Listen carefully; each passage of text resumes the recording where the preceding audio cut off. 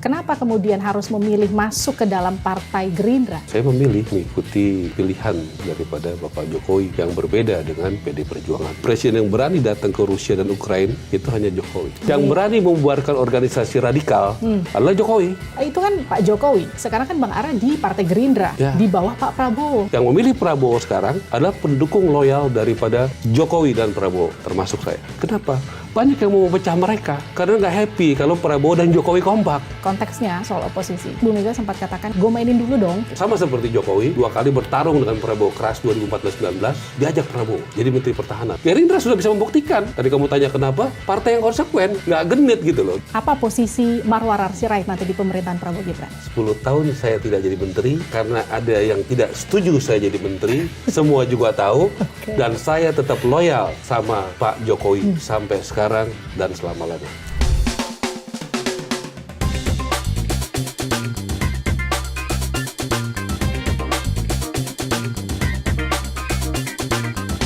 Livy on point. Hai, kembali lagi di Livy on Point. Sosok yang ada di samping saya ini pasti nggak asing buat Anda. Dia 25 tahun jadi politisi PDIP dan beberapa waktu belakangan tiba-tiba hengkang dari PDIP. Alasannya ingin mengikuti jejaknya Pak Jokowi. Karena kala itu Pak Jokowi secara tidak langsung mendukung Prabowo Subianto. Dan sekarang beliau sudah resmi bergabung sebagai politisi Gerindra. Nah, kita nggak cuma bicara soal kiprahnya yang lompat dari PDIP, partai membesarkannya, dan sekarang ada di Gerindra. Kita juga akan berbincang mengenai respon Bu Mega ketika berkomentar soal mungkin nggak ya PDIP jadi oposisi atau justru jadi koalisi pemerintahan. Dengan statement Bu Mega kala itu, kalau saya tidak salah, gue mainin dulu dong. Gitulah kira-kira diksinya.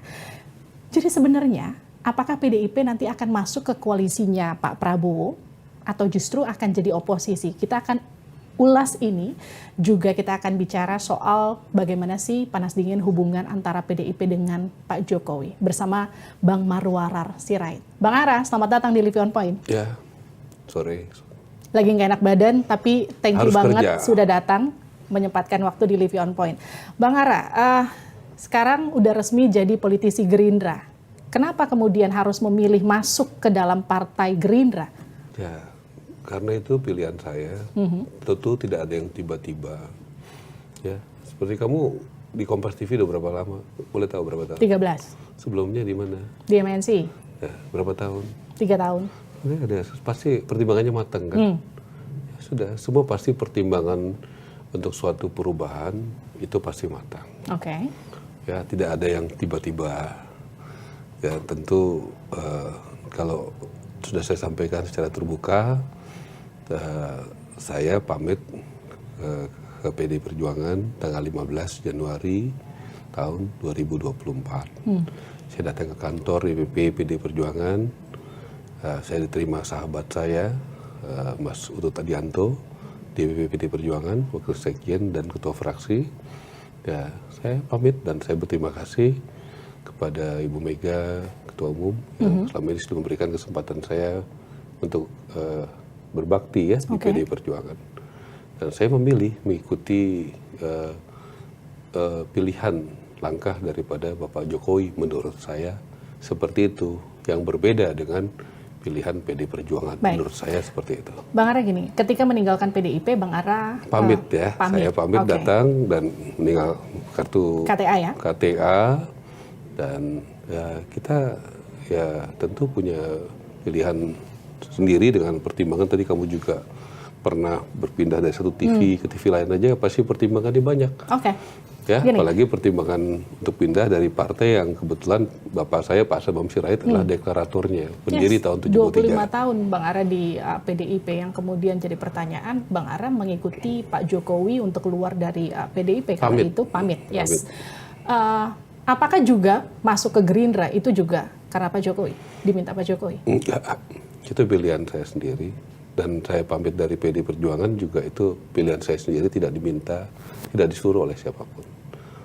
Dan saya juga mendukung Pak Prabowo dan Mas Gibran, juga itu tentunya saya melihat kalau kita sudah dekat, ya, dan saya selama ini merasakan yang menjalankan ajaran Bung Karno dengan benar bukan hanya pidato, bukan hanya omon-omon, adalah Pak Jokowi. Buktinya apa? Kan kamu pasti tanya buktinya kan? Langsung saya jawab aja. Bung Karno ya mengajarkan tahun 55 membuat gerakan non-blok. Oke. Karena ada blok Eropa dulu dan Eropa Barat, Amerika itu NATO ya, dipimpin Amerika. Blok Timur itu dipimpin oleh Uni Soviet. Ada China, ada Korea Utara, dan lain sebagainya. Bung Karno tahun 55 di Gedung Asia Afrika, udah pernah kan di Gedung Asia Afrika di Bandung, nah itu membuat gerakan non-blok, supaya negara-negara Asia dan Afrika itu punya kekuatan sendiri dan tidak tergantung kepada dua blok tadi. Oke. Nah contohnya Jokowi apa yang dilakukan? Salah soal itu. Ya dia tidak dalam tekanan blok Barat maupun blok Timur. Waktu perang Rusia dan Ukraina, saya pikir pada saat berkecamuk perang, yang presiden yang berani datang ke Rusia dan Ukraina itu hanya Jokowi. Oke. Nah, kedua Freeport sudah berapa puluh tahun itu dimiliki oleh Amerika, sahamnya mayoritas. Dari dulu sudah ada Freeport, tapi yang bisa membuat Freeport di bawah 1% baru Jokowi. Dari dulu kita sudah punya nikel. Tapi yang berani melarang ekspor nikel mentah baru Jokowi, bahkan berhadapan dengan WTO. Oke. Karena Eropa tidak mau kita melarang ekspor mentah. Sementara kita mau naik kelas dari negara menengah menjadi negara industri.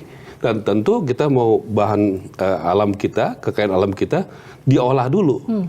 Dibangun smelter, baru dijual supaya harganya naik. Dan itu dibuktikan.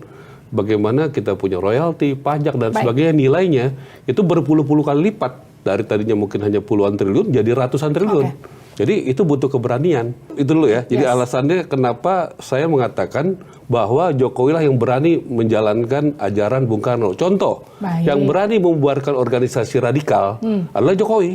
Oke, sekarang gini yang jadi pertanyaan. Itu kan Pak Jokowi, sekarang kan Bang Ara di Partai Gerindra, di bawah Pak Prabowo. Bisakah loyalitas seorang Marwarar Sirait dari Joko Widodo beralih ke Pak Prabowo? Oh, saya adalah pendukung Jokowi dan Prabowo. Makanya saya selalu sampaikan kepada beliau ya, bahwa kita punya pengalaman contoh di Filipina. Ya, Duterte itu presiden sebelumnya dan Bongbong itu kan saling mendukung. Makanya Bongbong jadi presiden. Oke, kemudian Bongbong akhirnya berpisah dengan Duterte. Ya, bahkan bersaing. Kan wakilnya Bongbong adalah Sarah, itu adalah anaknya Duterte, kan begitu. Nah, sekarang berpisah. Kenapa? Mereka akhirnya yang tadinya kompak jadi berpisah. Padahal kekuatan mereka itu adalah di persatuan dari dua ini, antara Duterte dan Bongbong. Nah, yang terjadi sekarang ya, bagaimana yang ada di pemilu 2024 ini adalah bersatunya pendukung loyalis Jokowi dan loyalis Prabowo. Buktinya pemilih Prabowo di 2014 dan 19 sebagian memilih Anies. Itu jelas, sebagian itu lihat data survei, lihat survei apa aja, sebagian pendukung Prabowo 2014-19 memilih Anies. Sebagian pendukung daripada Jokowi memilih Ganjar. Yang memilih Prabowo sekarang dan Gibran adalah pendukung loyal daripada Jokowi dan Prabowo, termasuk saya. Oke, sekarang yang jadi pertanyaan gini, nanti kan Pak Prabowo jadi presiden, Pak Jokowi sudah tidak lagi memimpin. Jadi Bang Ara nanti akan kiblatnya kemana? Oh, saya katakan posisi saya ya. Saya bagaimana dua pemimpin ini hubungannya baik. Ya, dan saya yakin baik. Kenapa? Banyak yang mau memecah mereka. Karena nggak happy kalau Prabowo dan Jokowi kompak. Banyak yang membujuk begitu, seperti di Filipina tadi. Makanya jangan berhasil. Dulunya kompak Duterte sama Bongbong, akhirnya dipisahkan, dikomporin. Oleh misalnya orang di sekitarnya, entah siapa, atau dari lawan politiknya siapa. Itu yang harus dilakukan. Bagaimana Jokowi dan Prabowo ini tetap bersatu. Saya orangnya Jokowi yang punya agendanya begitu. Bagaimana Jokowi dan Prabowo bersatu. Dan saya akan berhadapan dengan orang-orang yang tidak suka Jokowi dan Prabowo bersatu. Bang Ara di Gerindra di struktural sebagai apa? Oh enggak, saya nggak pernah cari jabatan. Saya dukung Prabowo Jokowi 10 tahun nggak jadi menteri, saya loyal. Dan saya mendukung Prabowo tidak karena jabatan. Jadi bukan karena sekarang itu posisinya jelas track record saya kok. Diiming-imingi sebagai menteri. Ya, di 10 tahun saya habis-habisan dukung Jokowi, saya nggak jadi menteri, saya tetap loyal. Pak Habib kan sempat mengatakan gini, ARA itu nanti akan dimuliakan oleh Prabowo di Gerindra.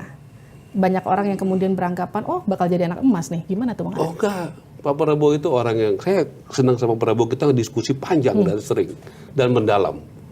Ya, 2 hari aja lalu saya diskusi panjang sekali. Mungkin dalam seluruh hari ini saya diskusi 3 kali. Di Bali sekali, di Jakarta 2 kali. Jadi sangat egaliter, terbuka begitu. Dan pikiran-pikiran Pak Jokowi dan Pak Prabowo itu terus terang tidak semua sama. Oke. Tapi tujuannya sama, value-nya sama, tapi caranya kadang berbeda. Nah, yang saya senang apa? Disampaikan terbuka. Ya, tidak ada sesuatu diskusi itu kan harus terbuka. Ya, kayak kamu nanya apa aja boleh, saya jawab apa aja boleh. Oke. Yang susah itu adalah kalau tidak terbuka.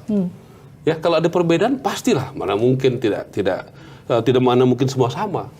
Nah, itu menurut saya sangat baik, tapi ada keterbukaan dan tujuannya sama, value-nya sama. Caranya berbeda, kita bisa bicara. Oke gini, Bang Ara, 25 tahun di PDIP, 15 tahun jadi anggota DPR, koreksi saya kalau salah Bang, dari PDIP dan kemudian dalam 25 tahun. 25 Kalau tahun. saya jadi Betul anggota nggak? Dari PDIP, 99 kalau sampai resmi, 2024. ya, tapi saya SD itu saya sudah pasang spanduk PDI Perjuangan. Ya, waktu saya umur 17, tahun 87, saya sudah jadi saksi PDI di TPS Jalan Bakti di Bintaro. Oke. Jadi saya memang sudah lama di PDI karena bapak saya pendiri PDI. Baik. Waktu 27 Juli saya dengan teman-teman itu berjuang mempertahankan kantor PDI yang diserbu waktu itu. Jadi track record saya lumayan lah. Luar biasa. Nah itu yang jadi pertanyaan kan. Segitu panjangnya sejarah Bang Ara bersama PDI Perjuangan, tapi di satu waktu kemarin mendukung Prabowo dan harus melawan PDI Perjuangan. Itu gimana Bang? Oh iya, saya agama saya Kristen Protestan ya. Saya agama yang berasal dari suatu keyakinan untuk berani melakukan suatu perubahan.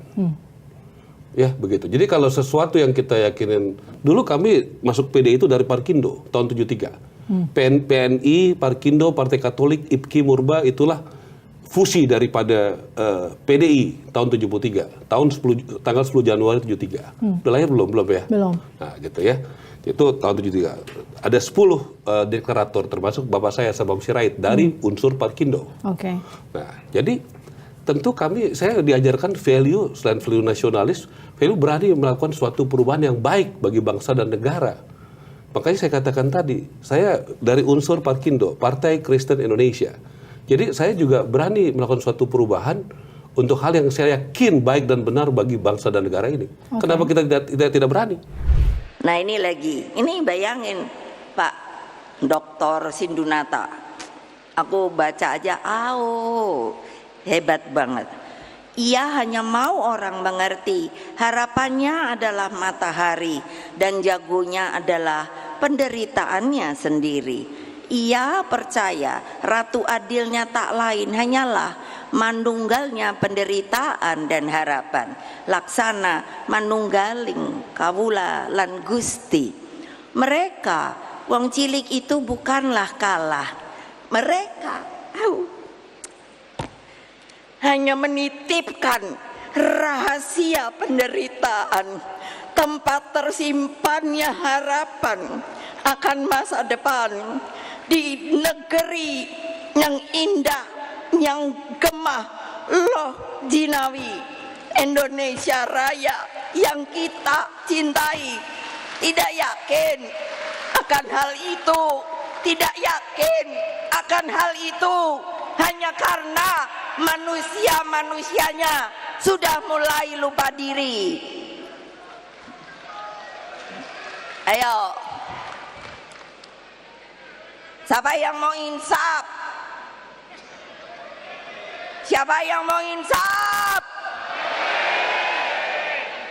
Ya. Rakernas kemarin sempat ada pernyataan dari Bu Mega soal manusia lupa diri. Ya.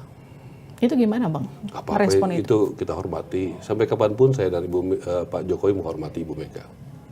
Meskipun dianggap seperti apa ya?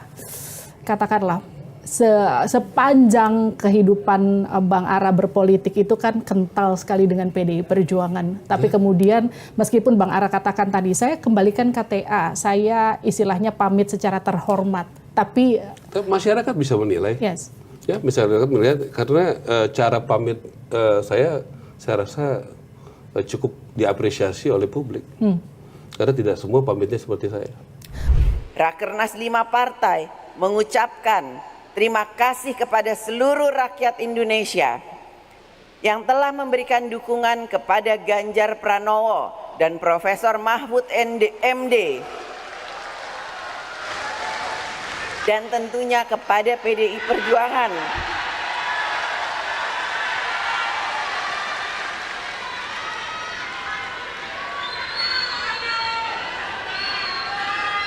yang telah dipercaya rakyat memenangkan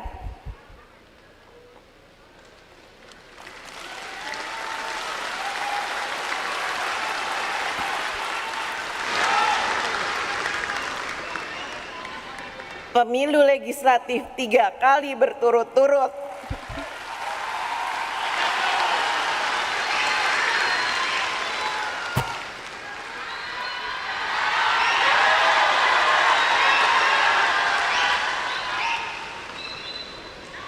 Kepercayaan rakyat ini harus diwujudkan untuk memperbaiki 3 pilar partai, struktural, legislatif, dan eksekutif.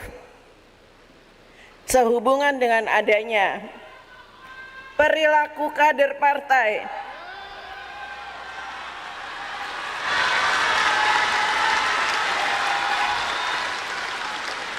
yang tidak menjunjung tinggi etika politik, tidak berdisiplin, dan melakukan hal-hal yang bertentangan dengan ideologi partai, serta melakukan pelanggaran konstitusi dan demokrasi. Rakernas 5 partai menyampaikan permintaan maaf kepada seluruh rakyat Indonesia.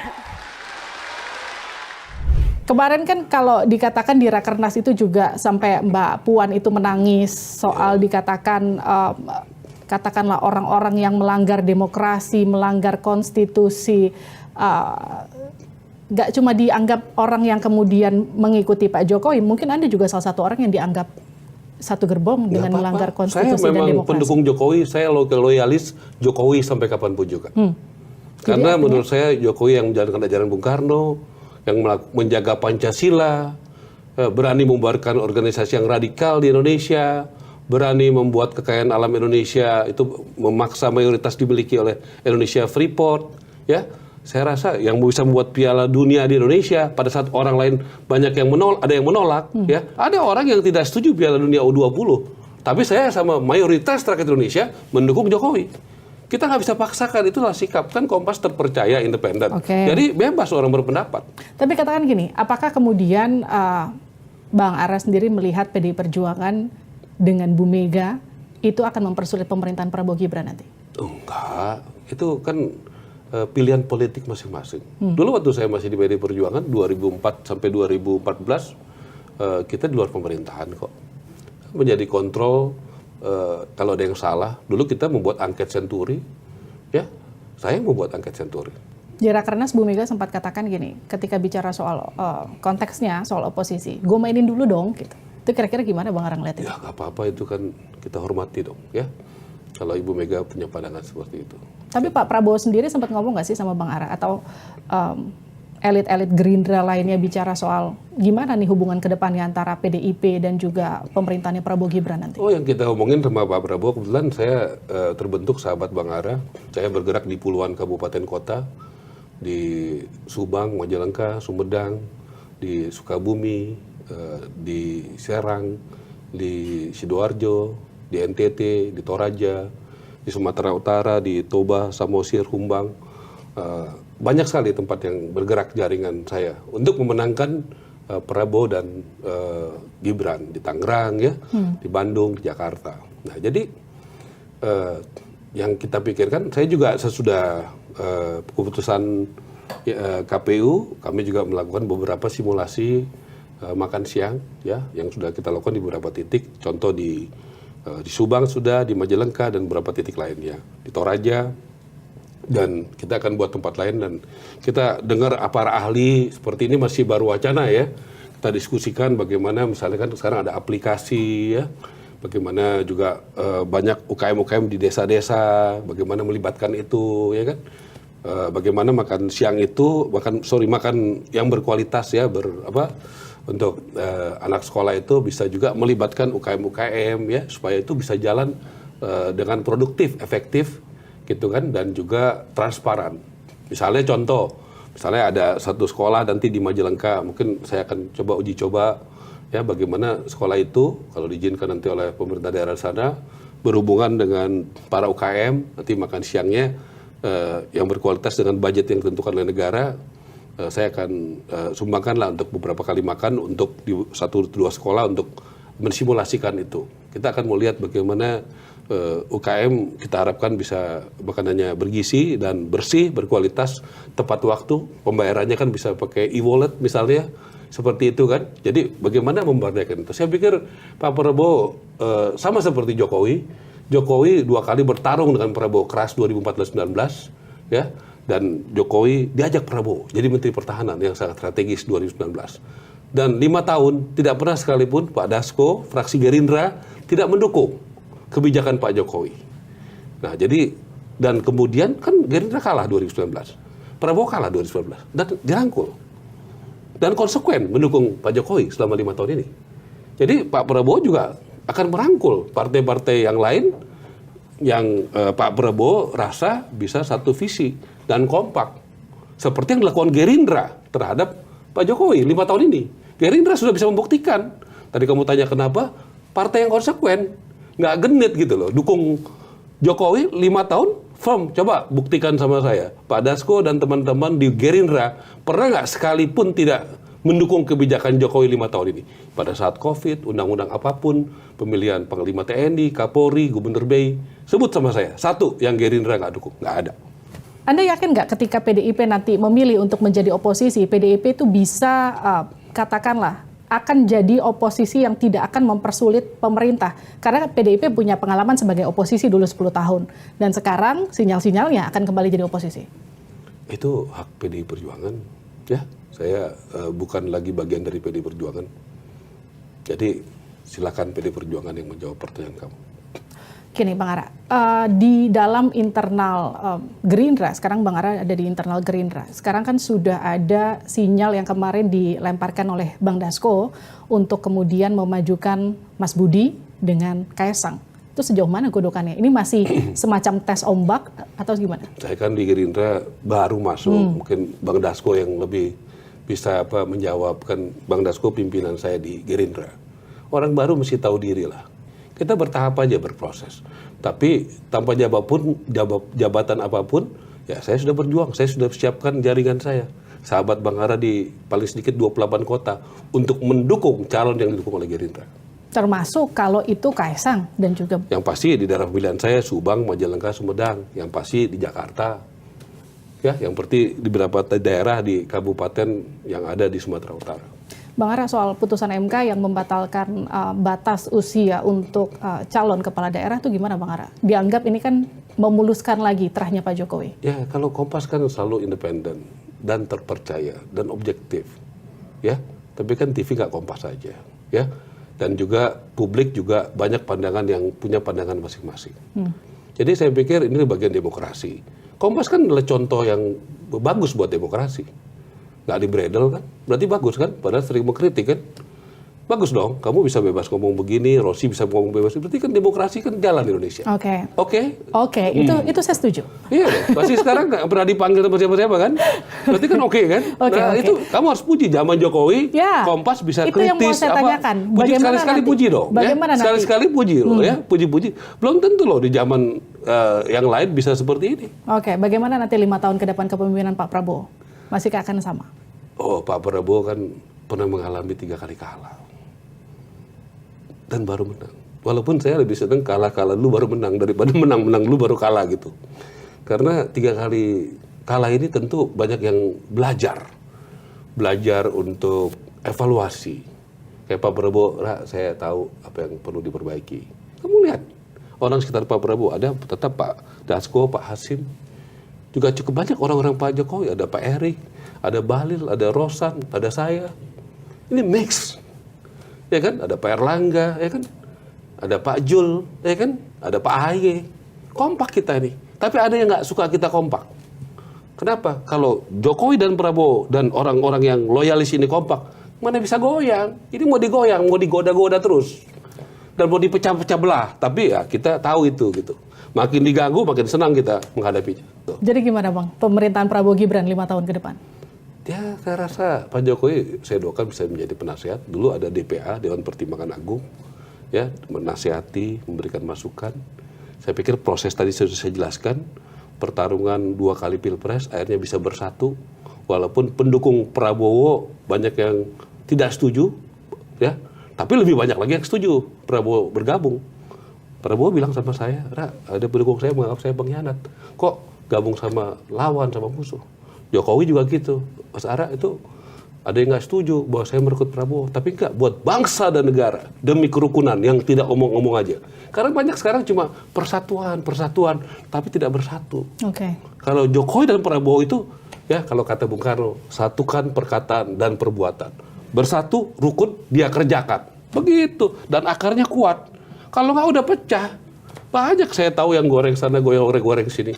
Saya bagian ya yang bersama teman-teman semua menyatukan. Ya, kita akan lawan yang provokator yang mau memecah belah Prabowo dan Jokowi. Oke, kita masuk ke pertanyaan cepat Bang Ara. Seperti apa sosok Prabowo Subianto? Terbuka, cerdas, sportif, terlalu baik, Oke, seperti apa sosok Joko Widodo? pendengar yang baik, bijaksana, punya banyak pengalaman yang berproses panjang bertemu dengan elit dan rakyat. Ya. Kelemahannya juga kadang terlalu sabar. Sebutkan tantangan terbesar pemerintahan Prabowo Gibran. Bagaimana hubungan Jokowi dan Prabowo tetap baik. Apa yang bisa publik harapkan dari pemerintahan Prabowo Gibran mendatang?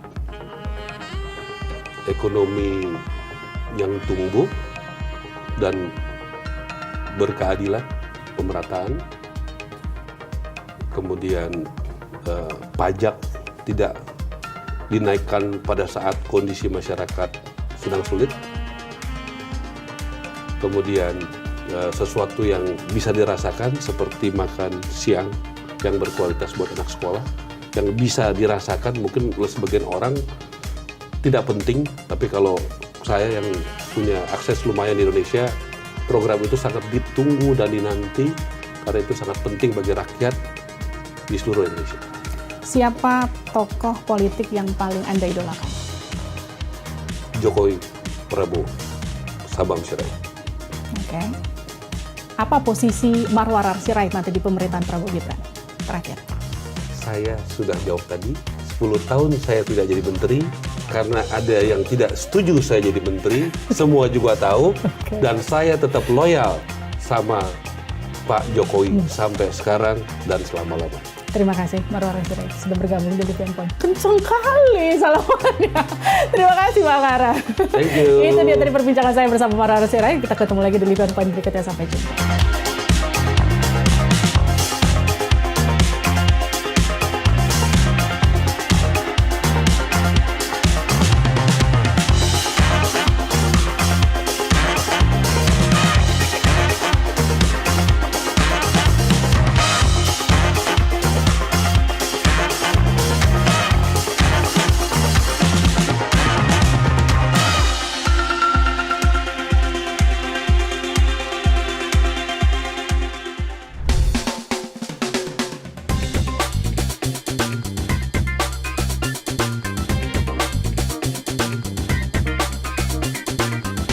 Living on Point.